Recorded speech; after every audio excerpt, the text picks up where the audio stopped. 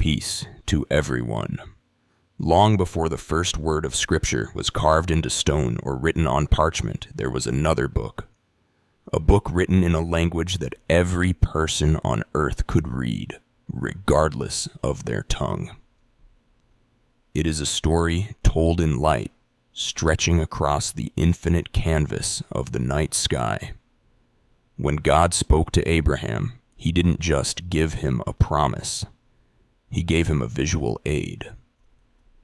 The Hebrew word, often translated as count, is safar, which also means to declare or recount a story. God wasn't just asking Abraham to do math. He was asking him to read the narrative already written in the heavens. The oldest book in the Bible, the book of Job, contains a startling conversation. God himself asks Job, "Can you bind the chains of the Pleiades? Can you loosen Orion's belt?" The Mazzaroth is the Hebrew word for the 12 signs of the zodiac. King David understood this cosmic language. He wrote, "The heavens declare the glory of God. Day after day they pour forth speech. Their voice goes out into all the earth, their words to the ends of the world." This is a silent voice. It is a visual gospel that has been preaching to every culture since the dawn of time. The Mazzaroth traditionally begins with Virgo. She is depicted holding a branch and wheat. This points directly to Genesis 3:15, the promise of the seed of the woman. As the stars turn, the story moves into conflict. We see the archer aiming at the heart of the scorpion. It is a celestial map of the spiritual war we find ourselves in. The circle of the Mazzaroth ends with Leo. He is the king.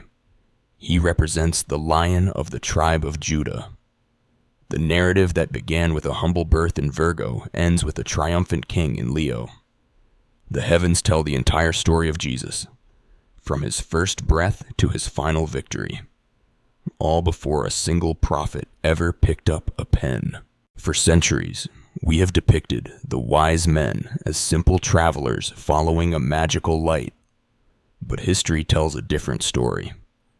These were the Magi, astronomical scholars from Persia who spent their lives studying the Mazzaroth. They weren't just following a light, they were reading a message they had been waiting for. Many researchers believe the star was a rare triple conjunction of Jupiter, the king planet, and Regulus, the king star. To the Magi, this was the sky literally screaming, "The King of the Jews is here." This fulfills the prophecy in Numbers 24:17. A star will come out of Jacob, a scepter will rise out of Israel.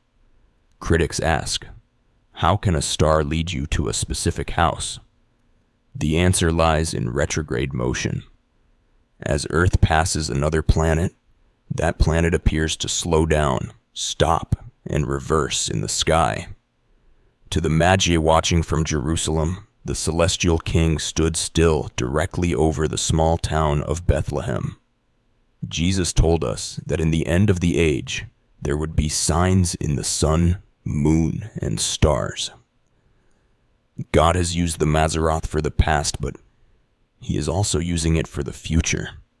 The heavens are not just a decoration, they are a prophetic clock. In the book of Revelation, John describes a great sign in heaven, a woman clothed with the sun. The reveal. On September 23, 2017, a unique astronomical alignment occurred that matched this description. Whether a direct fulfillment or a warning, it shows that the Mazzaroth is still speaking. The prophet Joel warned that the sun would be turned to darkness and the moon to blood before the great and terrible day of the Lord. These aren't just natural events, they are signals. In Hebrew, the word for signs in Genesis 1:14 is oath, which means a beacon or a flag. God is waving his flag to get our attention. The stars do not control our lives, but they do declare the glory of the one who does. The Mazzaroth is the story of the lamb who was slain and the lion who returns. The next time you look at the night sky, don't see a void. See a story of a God who loved you enough to write your redemption in the stars. What do you think? Have we lost the silent voice of the stars in our modern world? Let us know in the comments. And remember, keep looking up. Thank you for watching. It is all about Jesus.